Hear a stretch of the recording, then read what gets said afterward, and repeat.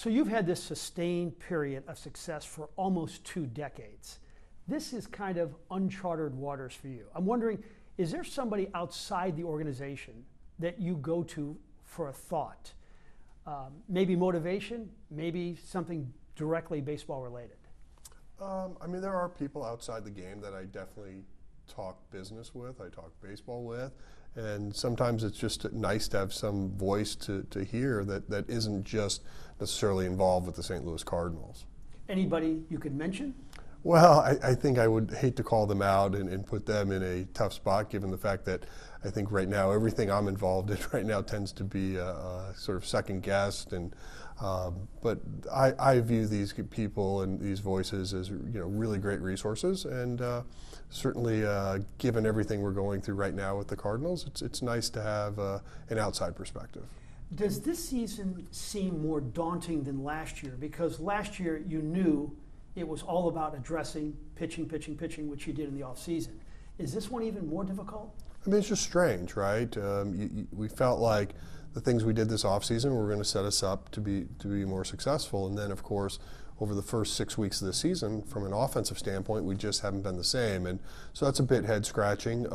But, we're going to try to do everything we can to right that ship and hopefully get this thing going. It has been almost a perfect storm. You have 4 young players in Donovan, Nootbaar, Gorman, and Walker, who all have wonderful resumes and done nice things in the big leagues, and they all just at the same time did not hit. You probably haven't been through anything like that. No, I don't think I've ever experienced it, and nor have I seen it from really your best players.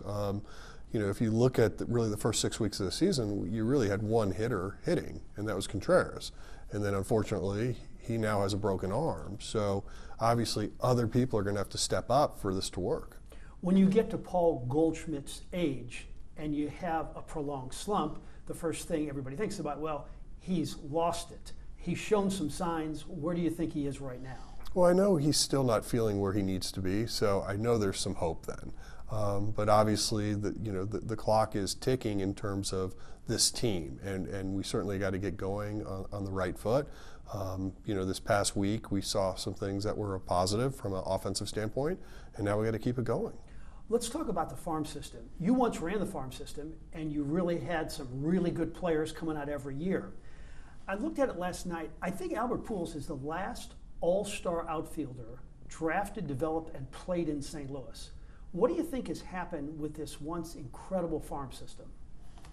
I think we haven't drafted very high in years, and I think that's maybe the biggest thing.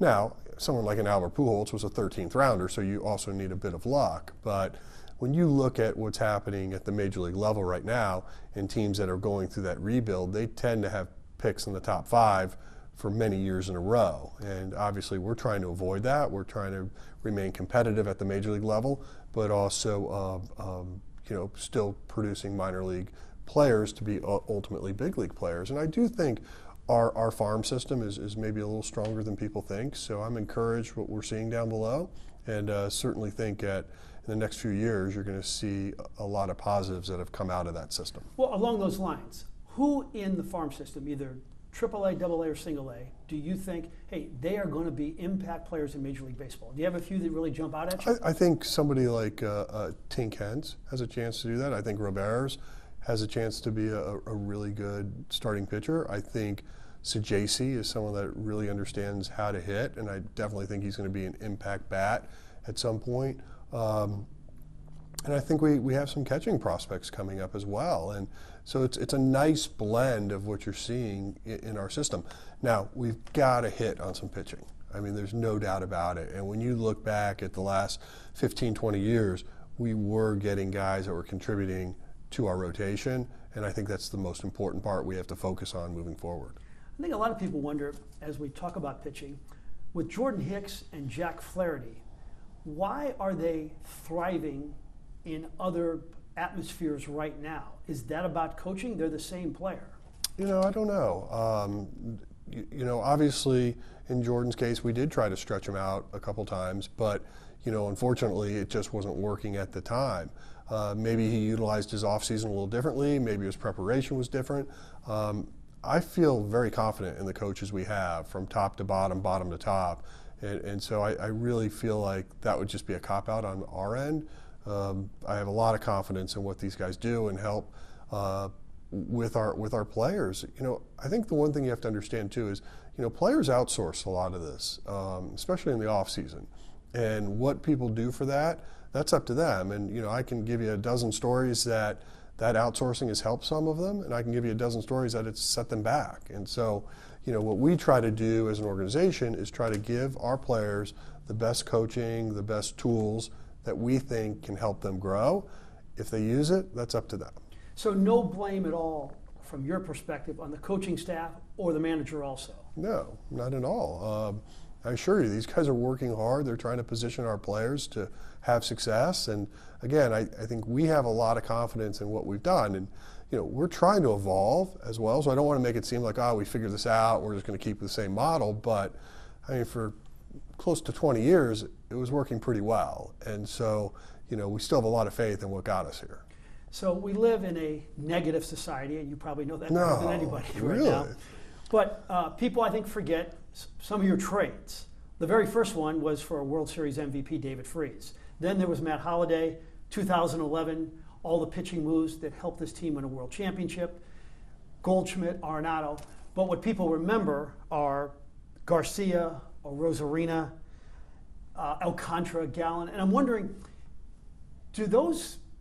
when those highlights come on and you see those stats, how do you feel about guys that you had that are thriving elsewhere? Is it just part of the game, or does it sting a little bit? No, it stings, but if you're not making mistakes, you could also argue you're not trying, right? And so, a lot of the examples you've cited, I'm not sure the stories are completely written there. The one I think you can definitely say was a bad deal was, Sandy and Gallen, because that is what it is. But some of these others, I still think, like Libby could still emerge as being either a frontline starter or an elite reliever, and the ROI on that might end up being, comparable. And, I know we get beat up a lot on Adolis Garcia, but, 28 other teams could have claimed him as well. And even Texas put him on waivers again. And, it's a great story now, but there's a lot in between. And so I think for us, it's like, we wish we had decisions that, everyone we made was perfect, but they're not.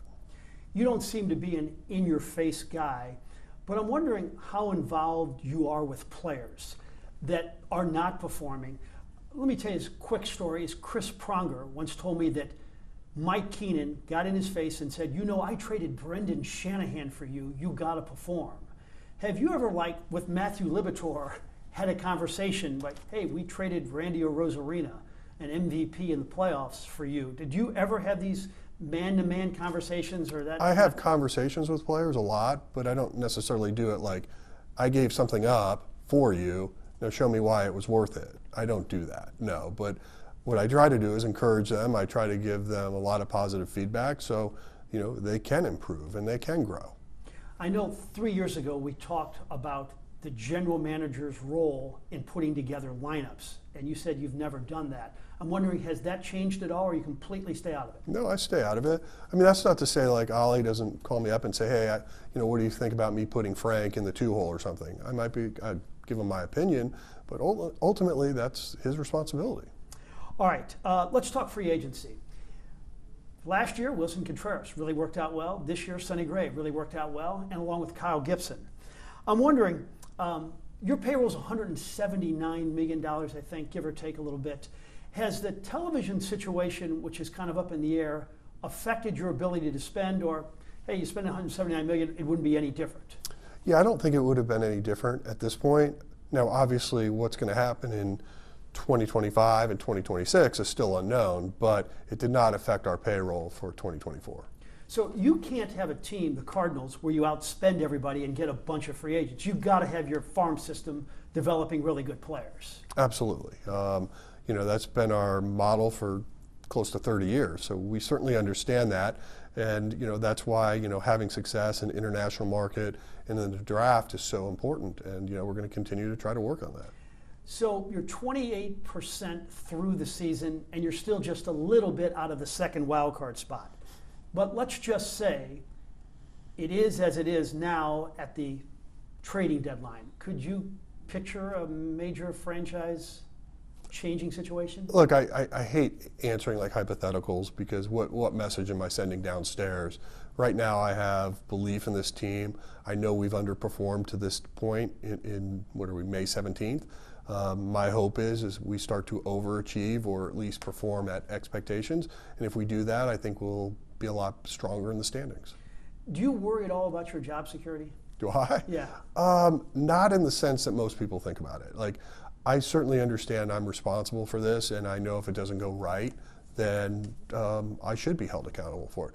But if I were to never work another day again in baseball, I'll be okay. I'll figure out something to do. Like, it's not where I was, 15, 20 years ago, and I would have been fired. It would have been very much more devastating. And but I take a lot of pride in what I do and what we try to do here as an organization. And I hope it doesn't end that way, but I certainly understand it's plausible. Yeah, how important is the ending for you? You're extended until the 2025 season to leave the franchise in great shape. Yeah, that's certainly the hope. Obviously right now the way we're playing, the way we played last year, has not led people to believe in that. And so, right now the only thing I do have on my side is time. And so hopefully guys will get going downstairs and we start playing better. Nobody feels sorry for a guy who's had your job for 20 years. Nobody does. I wouldn't think so. No. Yeah. But with that said, what kind of toll has this taken on you and your family and the negativity you've encountered? Well, most of my family understands not to read things and not to follow social media. I will say, like, it's hard for someone like myself to just say, oh, I can ignore it, because that's impossible. I certainly get the sense that the city is tiring of me, and the vocal minority is getting louder and louder. And the only thing that can change that course is we start playing better. Have you had heart-to-heart conversations with Bill DeWitt, and how actively is he involved in trying to get this thing going? I have spoken to Bill. He understands that tensions are rising. He understands expectations are still real, but there's some things that you are where you are. I mean, like, for example, like when you lose Contreras, I mean, you're not going to just go out and be able to like find a middle of the order bat and just plug and play. It's early May or mid-May, and so those are just difficult things when you lose a player of that caliber. Now, the interesting thing is our catchers have actually stepped up, and we're still getting production out of that position. So, it really comes back to the rest of the group and what we're going to look like. You sent Jordan Walker to Memphis. Is there any thought about a guy like Nolan Gorman, who seemingly has lost a little confidence and not comfortable at the plate? I mean, I think like all players, that when they're underperforming, my role is to always think of like what's the best option for them, right? Ultimately, you're trying to get guys to figure things out up here. Sometimes it's moving too fast and it's impossible. Sometimes it does work out. And so to some level, you got to have some patience, but ultimately guys are going to have to perform. If I look back at the last 2 years I've had at work, I can think of 5 things I'd like to have back.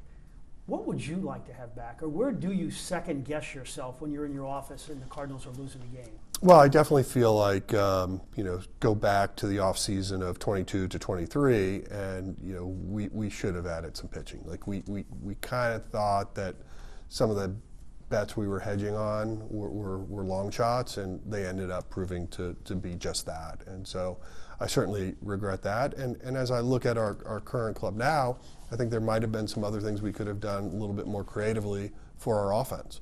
But at the time, we felt like all these guys, what they did last year, we just assumed that they would be taking a step forward this year, and unfortunately that hasn't happened to date.